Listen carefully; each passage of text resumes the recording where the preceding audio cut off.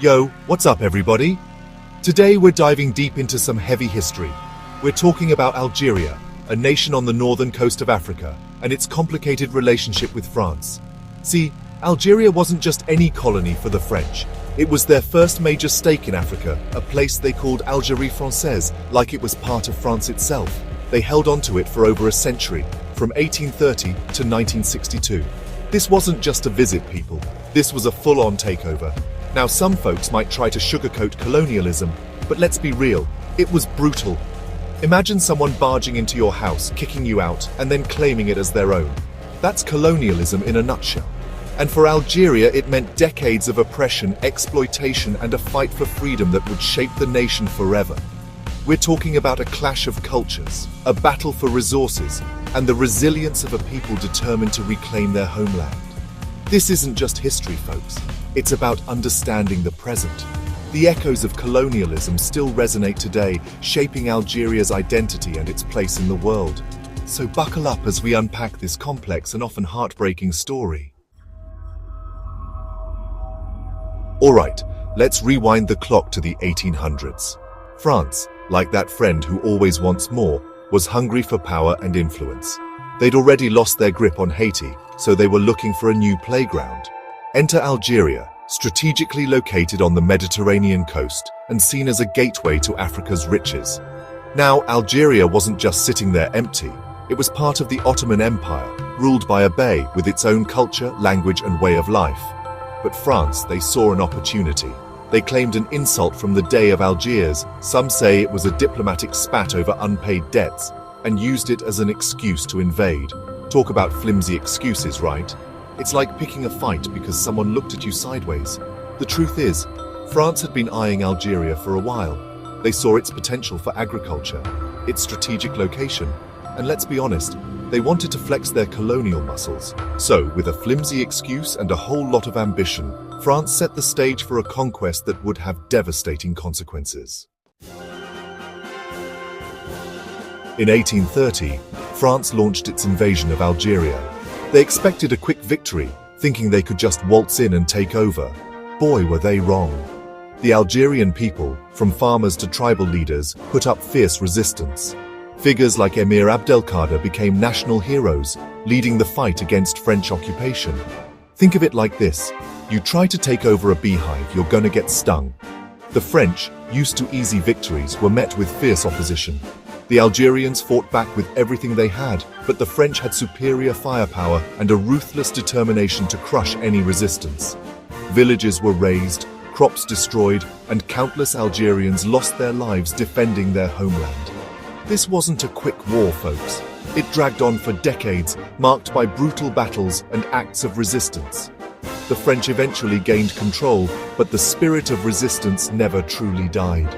It simmered beneath the surface, waiting for the right moment to erupt. Section 4. Transformation and Exploitation, the Colonial Legacy. With control established, France got to work reshaping Algeria in its own image.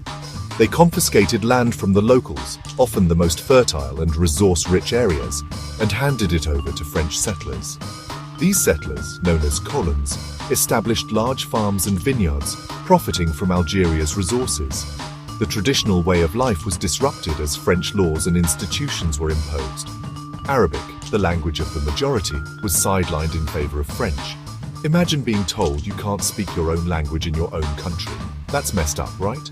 The impact on the Algerian economy was significant. France developed mines, built roads and railways, and modernized infrastructure. But hold up, this wasn't about helping Algeria. It was about extracting wealth and resources for the benefit of France. Algerian farmers were forced to grow cash crops like grapes for French wine, while many struggled to feed their own families. Section 5.2. Algeria's before and after the colonizers.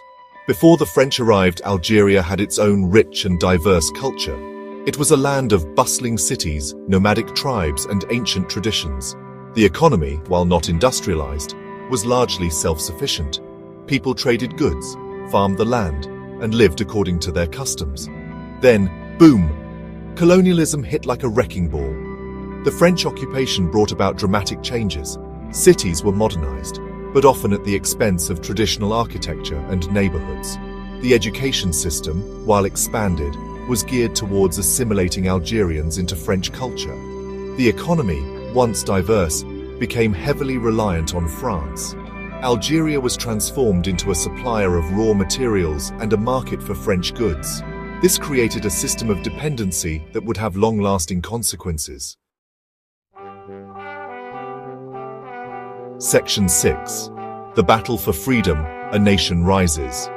Remember that simmering resistance we talked about? Well, in the 20th century, it boiled over. After World War II, with the world questioning the very idea of colonialism, Algeria's fight for independence gained momentum. The National Liberation Front, or FLN, emerged as a leading force in the struggle. The War for Independence, which began in 1954, was brutal and bloody. It was a guerrilla war, fought in the streets, the mountains, and the countryside. The FLN, with the support of many Algerians, launched attacks on French targets, while France responded with overwhelming force. This wasn't just a fight for political independence, it was a fight for the soul of a nation.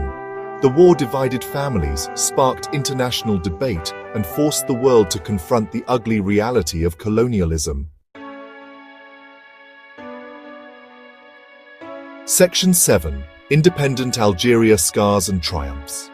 After years of fighting and countless lives lost, Algeria finally achieved independence in 1962. It was a moment of jubilation, a victory hard-won and long overdue. But independence didn't erase the scars of colonialism. The new nation faced enormous challenges. The economy was in shambles, the infrastructure damaged, and the social fabric torn apart by war. Millions of Algerians had been displaced, and the country was grappling with the legacy of a brutal conflict.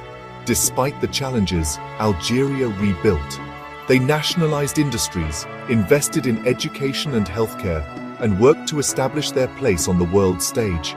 The journey has been far from easy, marked by political instability and economic struggles.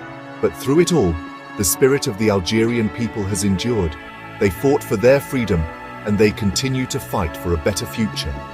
Their story is a reminder that colonialism may leave its mark, but it cannot extinguish the flame of hope and the determination to build a brighter tomorrow.